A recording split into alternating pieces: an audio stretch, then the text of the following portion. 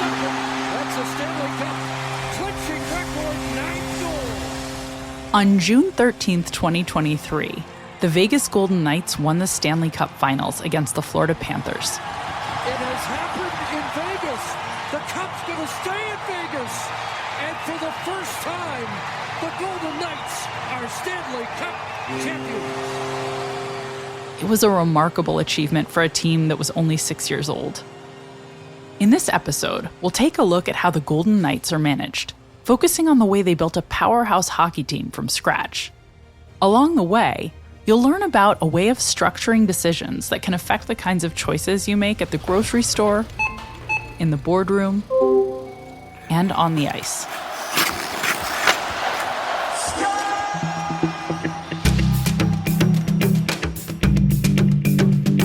I'm Dr. Katie Milkman, and this is Choiceology, an original podcast from Charles Schwab. It's a show about the psychology and economics behind our decisions. We bring you true stories of high-stakes choices, and then we examine how these stories connect to the latest research and behavioral science. We do it all to help you make better judgments and avoid costly mistakes.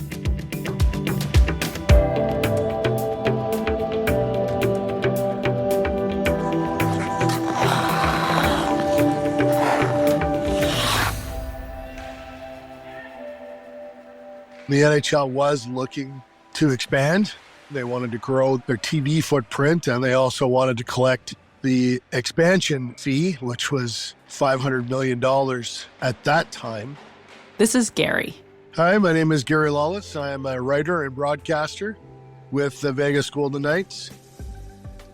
The Vegas Golden Knights is a relatively new team in the National Hockey League. They were founded in 2017 as an NHL expansion team. A consortium led by Bill Foley approached the NHL about setting up a franchise in Las Vegas. Foley had lofty ambitions. Bill Foley, he made his fortune in insurance. He famously said early on that the team would make the playoffs in 3 years and would win a Stanley Cup in 6 years.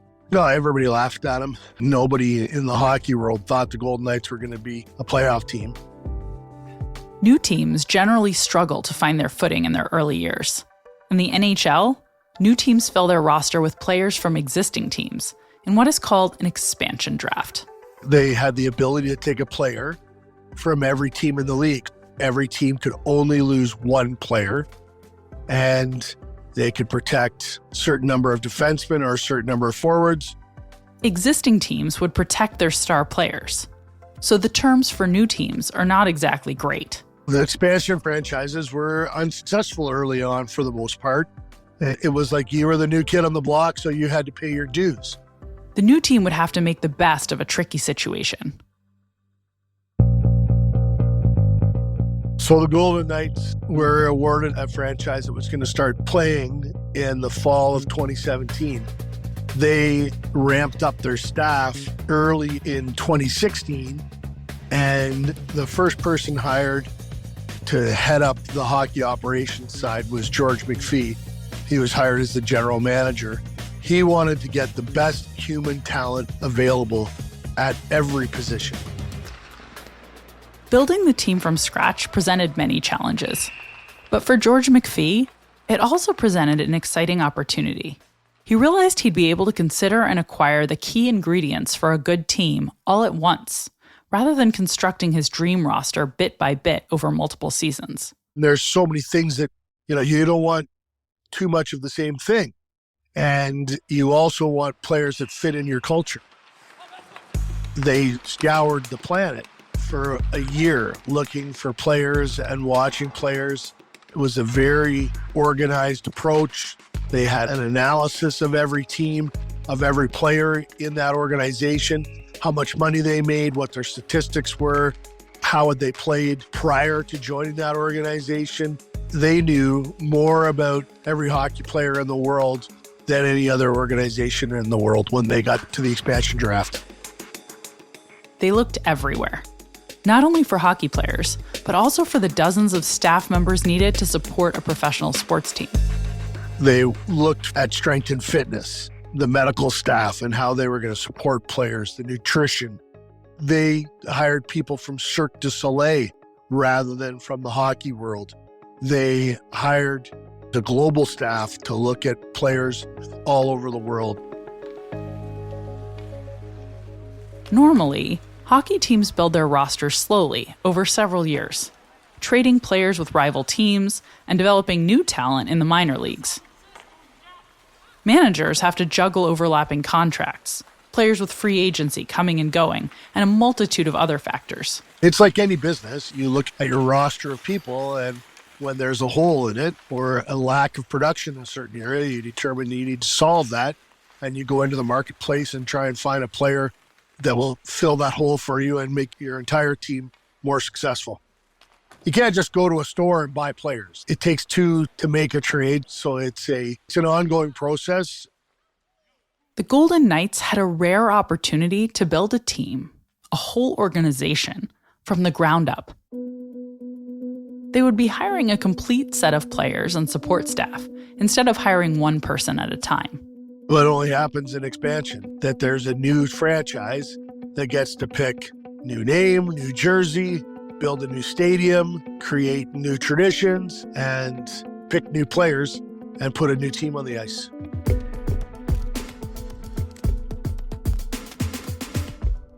After more than a year of research, analysis, and careful deliberation, the Golden Knights management was ready. They knew which players they wanted on their team. On June 21st, 2017, the National Hockey League released the protected lists that showed the world what players were going to be available that the Golden Knights could pick from.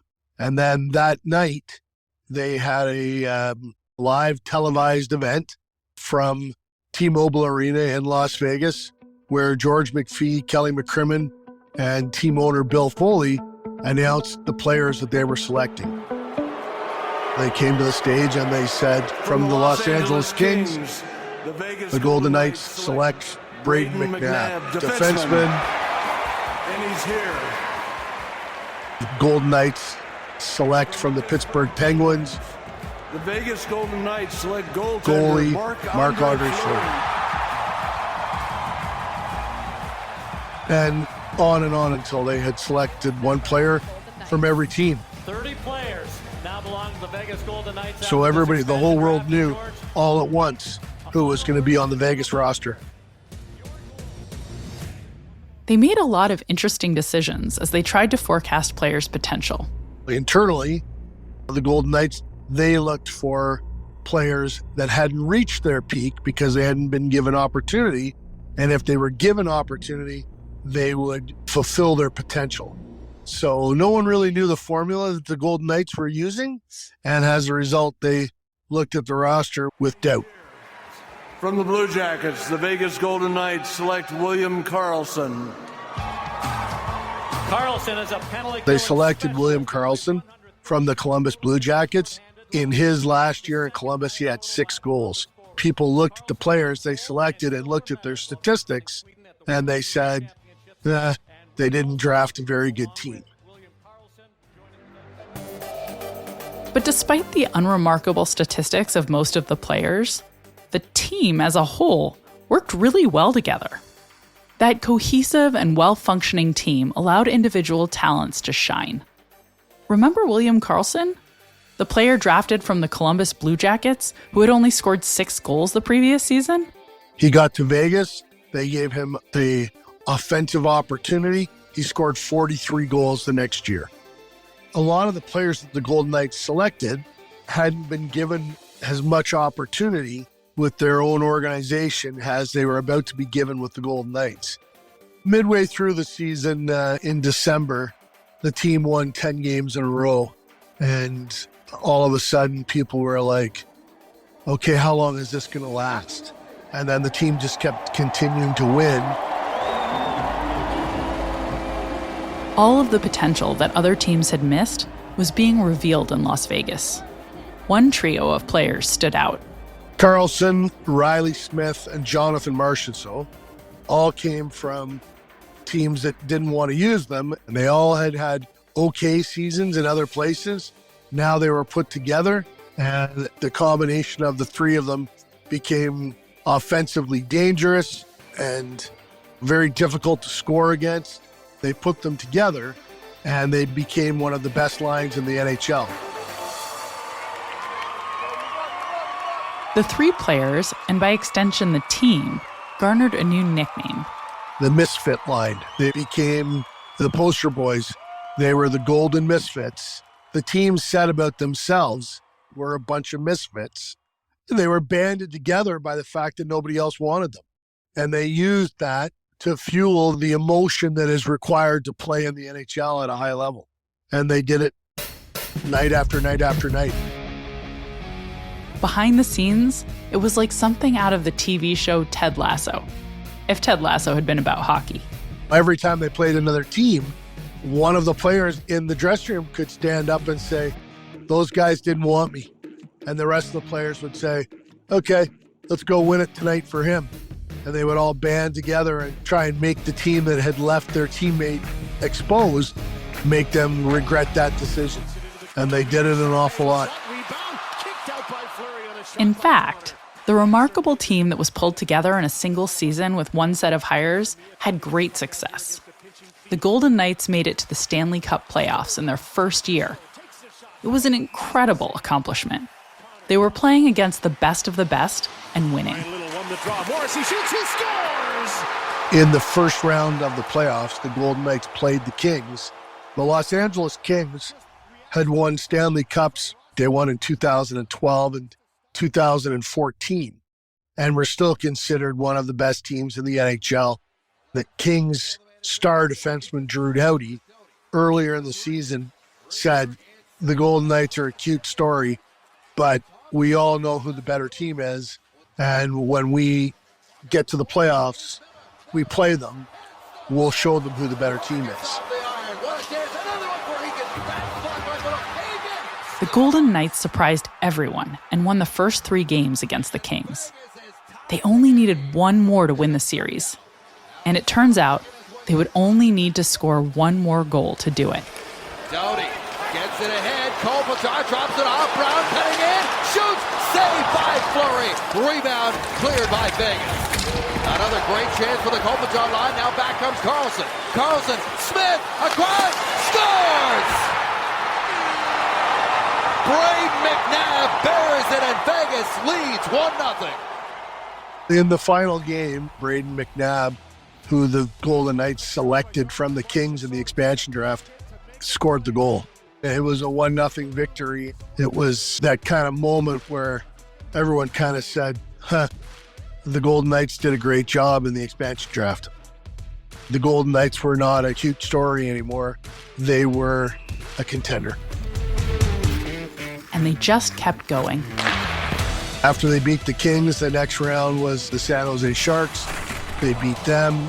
That got them to advance to the Western Conference Final against the Winnipeg Jets. The Jets were a powerhouse. They had finished ahead in the standings, so Vegas had to go on the road, played the first 2 games in Winnipeg. Winnipeg is this ferocious whiteout crowd where everybody wears white and they are very loud. It's a small arena. They're right on top of you. Everyone kind of thought, oh, this is all over. The Golden Knights story is, it struck midnight. Well, the Golden Knights won games 2, 3, 4, and 5 and dispatched the Jets in 5 games. The Winnipeg Jets were out and the Vegas Golden Knights were going to the Stanley Cup. Back it down, line 8 to the front of the goal, a bouncy puck in Shifley's feet, and it's over. And the Vegas Golden Knights will play for the Stanley Cup.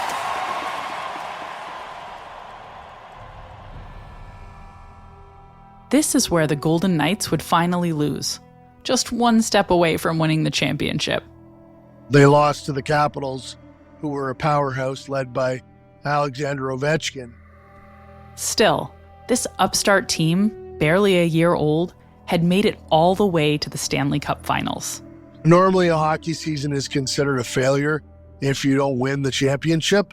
This was one of those years where the team that finished second might just be remembered more than the team that actually won. You'll recall that owner Bill Foley had predicted that the Golden Knights would make the playoffs within 3 years. He was ridiculed for his statement around the sporting world, and now he's been proven to be a bit of a prophet.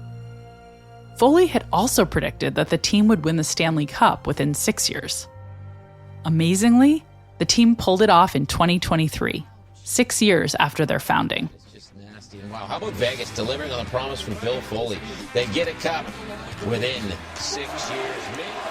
Ladies and gentlemen, the Stanley Cup! It's not opinion. It is fact that they are the second most successful franchise in the NHL in terms of wins and losses since they joined the league. And they have now won a championship. They've done it all.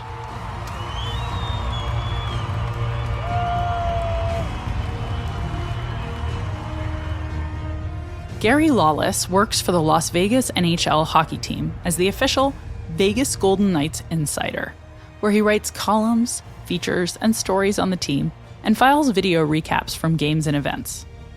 You can find links to Gary's work and the Golden Knights website in the show notes and at schwab.com/podcast.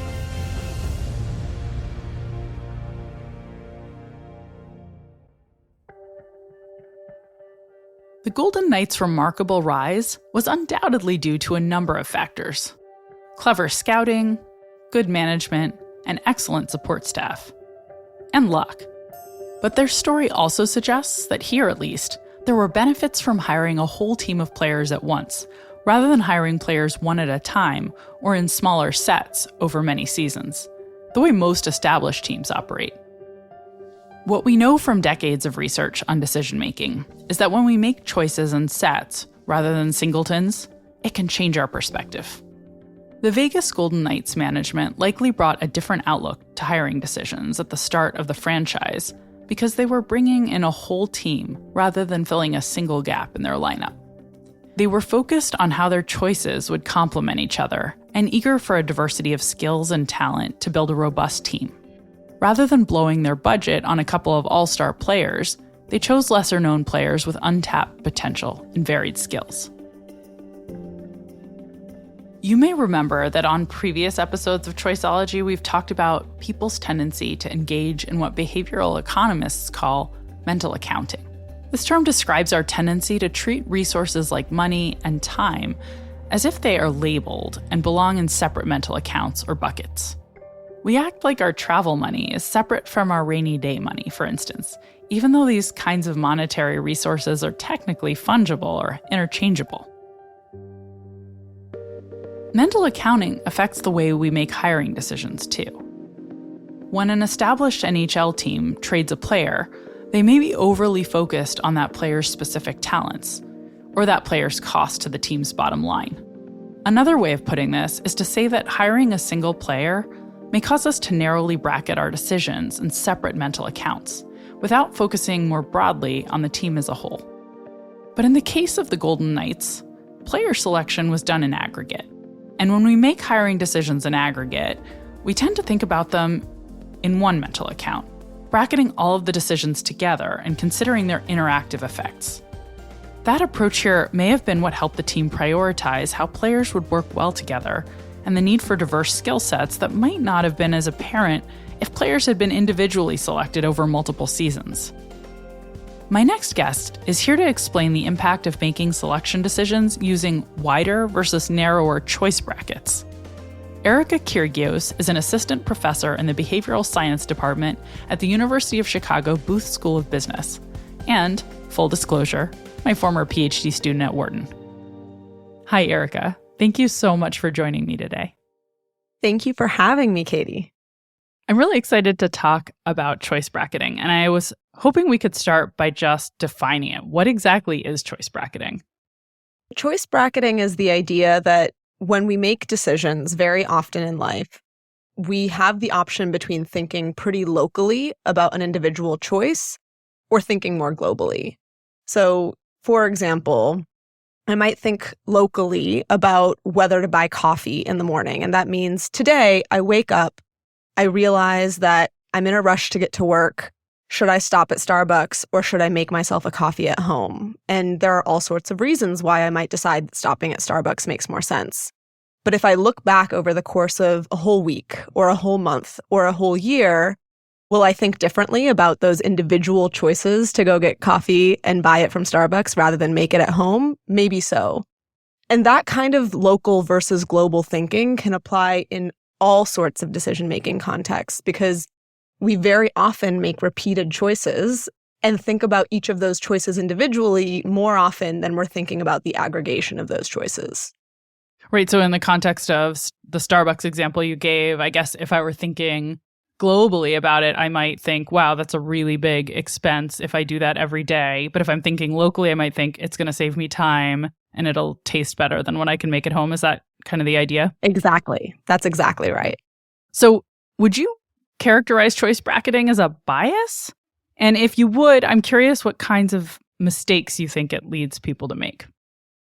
Yeah, so this is actually a great question that I think people disagree on, even researchers disagree on, because there are cases where you might want to make choices more locally and cases where you might want to make them more globally. But I think in general, on average, across most decisions, making choices globally, so bracketing broadly, generally leads to better outcomes. I made a kind of silly example of coffee, although that really can add up financially if you think about it. But there are more consequential decisions where this applies too. So, for example, if you think every day individually about the decision to go to the gym, it's very obvious to you that going to the gym can bring you some discomfort. Maybe it's annoying. Maybe you feel like you don't have a lot of time. Maybe the idea of getting on the treadmill is just exhausting to you. And you're like, okay, losing one gym visit, not that big of a deal. But again, if you think about it over the course of a month, a year, 10 years, you might think very differently about the costs versus benefits of going to the gym. Or if you think about a stock portfolio, right? You think that AI is a really good investment right now, and you look at a set of stocks and you decide to invest in one. And then you make another decision another day, and then another decision another day. And if you don't think about your portfolio globally, you might find that it's not diversified enough and you're not well insulated against risks in a particular market. So in general, I would say that on average, yes, it is a bias. It is a mistake not to take a global bird's eye view when you're making choices. Those are really great examples. Thank you for walking through those. Could you describe some of your favorite research that demonstrates people engage in choice bracketing? Oh, yeah. So one study that's kind of canonical in this space and that everybody thinks of when they think about choice bracketing is the decision between snacks. So some researchers went to their classes and told their students, we'll bring you a free snack every week for the next 3 weeks, which is an amazing treat. And they either had their students decide on week 1 what snack they wanted for the next 3 weeks, or they decided every week what snack they wanted that week, right? So either you're thinking globally, you're deciding what snacks you want in a 3-week period, or you're thinking locally, what snack do I want this week? And then the next week, what snack do I want this week? And so on and so forth. And just to clarify, in both cases, right, like if it's 3 weeks, say, the first week of March, the second week of March, and the third week of March, I can make 3 different choices. It's just that they're varying the timing of when the choice is happening, either all made at the beginning of March or made weekly. Am I thinking about that right? Yeah, that's exactly right. So, for example, I might give you a list. I say, I, as your professor, am doing this wonderfully kind thing for you. You can decide whether you want a bag of potato chips, a Twix bar, a Snickers bar, an apple, or a bag of pretzels. And you either say which of those 5 items you want on week 1, 2, and 3, all at the same time on March 1st, or you make a decision on March 1st between those 5 items, another on March 8th, and another on March 15th. And what they find is that when people make all 3 decisions at the same time, so they're thinking globally about the decision, they choose a lot more product diversity. So you're more likely to choose an apple and a Twix bar and a bag of chips. But if you make those choices separated over time, a choice on March 1st, a choice on March 8th, a choice on March 15th, then you're more likely to choose a Twix bar every single time. Erika, what do you think drives this effect? Why is it that we think differently about choices when we make a series of them that will take effect in the future versus when we make them one at a time? When you're making many choices at once, you can make trade-offs between choices that you can't make when you're just making one choice at a time. So, for example, I keep thinking of food now. I must be hungry. If you're deciding what to eat on a given day, you're trying to maximize lots of things, like how tasty it is, how healthy it is, what mix of nutrients you're getting, whether you have enough carbs in the meal and proteins in the meal. But if you're making your meal plan for the whole week, you might be able to balance some of those trade-offs better and say, okay, this is a day where I'll have more carbs. I'm going on a run the next day. And then the next day, I really want to prioritize getting more proteins in my meal. And you can make those trade-offs in a wiser way when you're thinking globally than locally. And instead, when you're thinking locally, what you might do is say, what's the best possible choice, even though it requires me to sacrifice all sorts of things? Okay, I'll make that choice, and then I'll make it over and over. But actually, probably it would be better if you thought about the trade-offs and made a balanced set of decisions across a period of time. It's a really great example to illustrate where this comes from. I want to turn to talking about a related bias that we've studied together, Erika, which is the isolated choice effect. And I was wondering if you could first just define what that is and explain how it relates to choice bracketing. Oh, absolutely. So the isolated choice effect is the idea that when people make personnel decisions, so like a hiring decision or a promotion decision in isolation, so they're just responsible for making one hiring choice, they're much less likely to prioritize and think about and choose diversity than when they're making a collection of choices. So in one study run with Edward Chang and Anish Rai, who are two of our incredible collaborators, we have people come to take our experiment and we tell them, you're a hiring manager at this major tech company and you're trying to put together a new innovation team. And we either tell them your responsibility is just to select one person for this team, let's say the head software engineer or the product manager or the UX designer, or you're going to be responsible for staffing up the whole team. So for each role, we showed people 3 potential candidates. And what we find is that people are systematically more likely to include women in the team, and they include more women when they make 5 decisions all at once than when we aggregate together 5 decisions made by different people. I really love that study.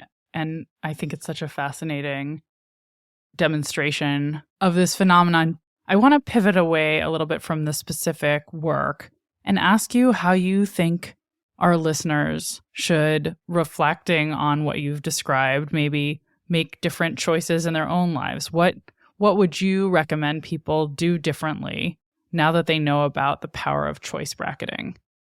Yeah, so I think when you're thinking about your own life and your own individual decisions, I think there's a lot of value in thinking about when global properties of your decisions might matter.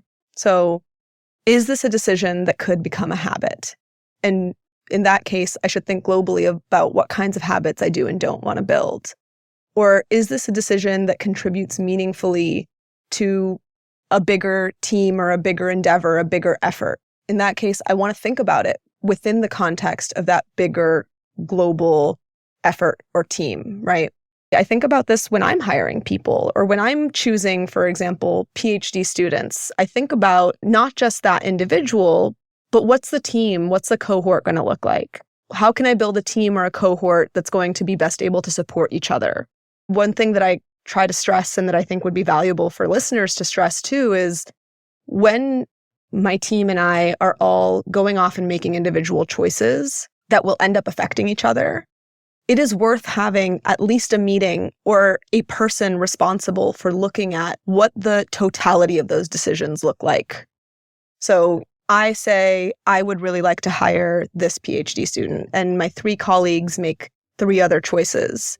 It's a really good idea to have somebody who oversees the whole process and tells us, hey, wait, look at what this team looks like. Let's think about that. So in short, to put this in investment speak, is it fair to say life is a portfolio? And that means we need to think about our investments not just as individual choices, but about how they'll affect that portfolio whenever we're making a decision about anything? Absolutely. I really like that as a place to end. This has been such a wonderful conversation, Erika. Thank you so much for taking the time to talk with me today. Of course, thank you. Erika Kirgios is an assistant professor in the Behavioral Science Department at the University of Chicago Booth School of Business, and, I'm proud to say, my former Wharton PhD student. You can find links to our work with Edward Chang and Anish Rai on the isolated choice effect in the show notes and at schwab.com/podcast. The decisions you make when assembling an investment portfolio depend on a variety of factors: your goals, risk tolerance, time horizon, and underlying philosophy. So, how do professional money managers make those decisions? On a recent episode of the Financial Decoder podcast, titled How Can You Think Like a Fund Manager?, host Mark Reapy talks to two fund managers, one who manages active funds, the other passive. To find out how their approaches vary, check it out at schwab.com/financialdecoder or wherever you get your podcasts. When we make decisions about all the activities we'll do on weekends over the course of a month versus making weekend plans one weekend at a time, our schedule may turn out quite differently. Likewise, when we populate our playlist in advance, rather than picking one artist to listen to at a time, it can really affect what we hear. Grouping decisions leads us to think about the diversity of the set of weekend activities, music, or even hires we're picking, and how they'll fit together. Making choices one at a time, in isolation, leads us to focus on whether a given activity, meal, or hire is the one we're most narrowly excited about. Choosing one at a time, you might always visit the same park, listen to the same musician, or hire the same type of employee. But if you group your decisions, you may visit a wider range of venues, enjoy a more varied set of musicians, and hire more diverse people. Understanding choice bracketing is simply understanding that sometimes we can't see the forest for the trees, but you can choose to focus on sets of decisions to force yourself to see the forest. When you hire a whole group of employees or players at once, you'll focus more on their diversity and complementarities. And the same will be true for meal decisions, weekend activities, musical choices, and stock selections. Broader bracketing tends to be better. So look for opportunities to expand your perspective and think about the portfolio you're creating whenever possible.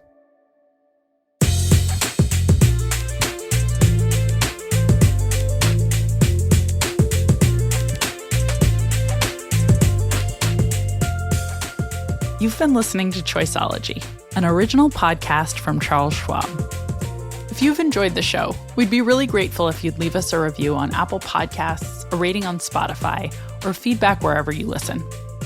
You can also follow us for free in your favorite podcasting app. And if you want more of the kinds of insights we bring you on Choiceology about how to improve your decisions, you can order my book, How to Change, or sign up for my monthly newsletter, Milkman Delivers, at katiemilkman.com/newsletter. Next time, a story about the deceptive simplicity of a cup of coffee and why we often struggle to explain things we think we understand. I'm Dr. Katie Milkman. Talk to you soon.